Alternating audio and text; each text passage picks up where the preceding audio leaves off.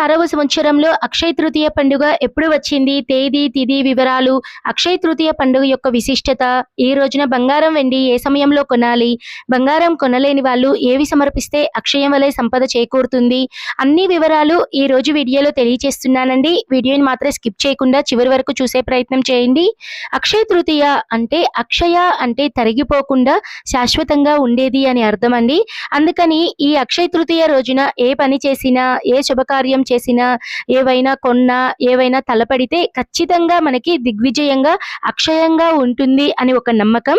అక్షయ తృతీయ రోజున బంగారం కొంటే బాగా కలిసి వస్తుంది అని ఈ రోజు ఎక్కువగా బంగారం అనేది కొంటూ ఉంటారండి. కానీ నిజానికి మన శాస్త్రంలో అయితే ఈ రోజు బంగారం కొనాలి అనేది ఎక్కడా లేదండి. బంగారం అనేది దానం చేయాలి అని చెప్పబడిందే కానీ బంగారం అనేది కొనాలి అని అయితే ఎక్కడా లేదు. కానీ ఈ రోజు ఏవి కొన్నా కూడా అక్షయం వలె ఎప్పుడూ కూడా మనకి శాశ్వతంగా ఉంటుంది అని చెప్పారు కాబట్టి ఈ రోజు బంగారం కొనడం అనేది ఈ మధ్య కాలంలో ఆనవాయితీగా వచ్చేసింది. మన పురాణాల ప్రకారం వేదవ్యాసుడు మహాభారతాన్ని వినాయకునికి చెప్పి మహాభారతాన్ని మొదలుపెట్టిన రోజు ఈ రోజేనండి. చాలా ప్రత్యేకతలు అయితే ఈ అక్షయ తృతీయ రోజు అయితే ఉన్నాయండి. సింహాచలంలో అప్పన్న స్వామికి చందనోత్సవం అనేది ఈ రోజున జరిపిస్తూ ఉంటారు.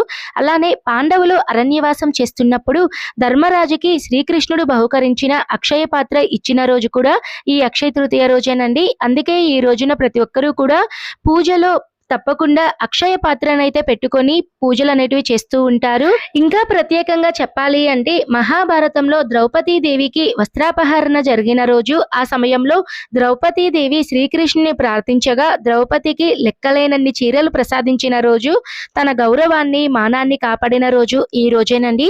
అక్షయ తృతీయ రోజున తప్పకుండా ఆ శ్రీ మహాలక్ష్మీదేవిని, కుబేరుణ్ణి, అలానే అక్షయుడైనటువంటి శ్రీ మహావిష్ణువుని తప్పకుండా ఆరాధించాలి. అక్షయ తృతీయ రోజునే కుబేరుడు శ్రీ మహాలక్ష్మీదేవిని ఆరాధించి ధనానికి కుబేరుడు అధిపతి అయ్యాడు అని కూడా మన శాస్త్రంలో ఉందండి. ఇన్ని విశేషతలు ఉన్నాయండి అక్షయ తృతీయ పండుగ రోజున.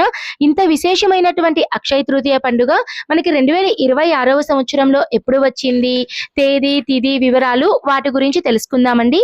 స్వస్తి శ్రీ చాంద్రమానేన శ్రీ పరాభవ నామ సంవత్సరం వైశాఖ మాసం వసంత ఋతువు ఉత్తరాయణం శుక్ల తదియా తిథి ఏప్రిల్ 19వ తేదీన ఆదివారం రోజున మధ్యాహ్నం 1:28 నుంచి తదియా తిథి ప్రారంభమై ఏప్రిల్ 20వ తేదీన సోమవారం రోజు ఉదయం 11:07 వరకు మనకి తదియా తిథి అనేది ఉంటుందండి.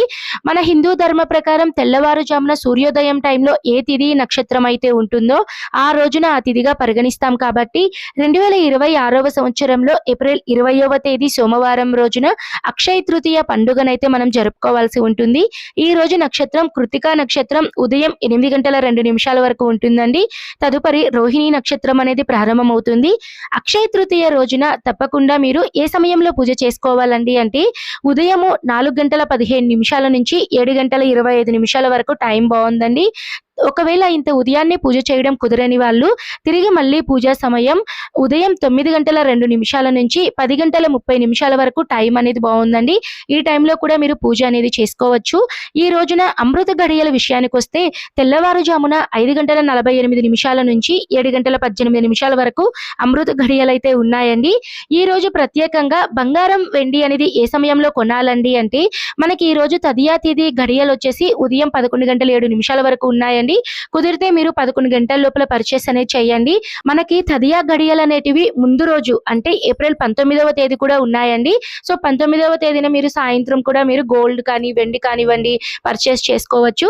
నేను చెప్పాను కదా అండి, ఈ రోజున ఖచ్చితంగా బంగారం కొనాలి అని మనకి ఎక్కడా కూడా లేదండి. బంగారం కంటే ఎంతో శక్తివంతమైన విలువైన వస్తువులు కూడా మనము ఈ రోజు ఇంటికి తెచ్చుకోవచ్చండి. అమ్మవారికి ఎంతో ఇష్టమైనటువంటి మంగళకరమైన వస్తువులు ఈ అక్షయ తృతీయ రోజున తప్పకుండా మీరు బంగారం కొనలేని వాళ్ళు ఇంట్లో ఒక ఉప్పు ప్యాకెట్ కానివ్వండి లేదా పసుపు కుంకుమ అమ్మవారికి ఇష్టమైనటువంటి మంగళకరమైన వస్తువులను మీరు ఇంటికి తెచ్చుకొని పూజలో పెట్టుకుంటే ఖచ్చితంగా ఆ అమ్మవారి అనుగ్రహం అనేది మీతో ఉంటుందండి. ధనధాన్యాలకి ఎటువంటి లోటు అయితే ఉండదు.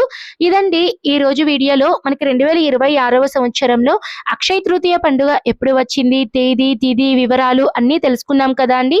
మరో వీడియోలో అక్షయ తృతీయ రోజున పూర్తి పూజా విధానం ఎలా చేయాలి, వివరాలన్నీ కూడా క్లియర్ గా తెలియజేస్తానండి. ఇంతటితో ఈ వీడియోని ముగిస్తున్నాను. సర్వే జనః సుఖినో భవంతు. స్వస్తి.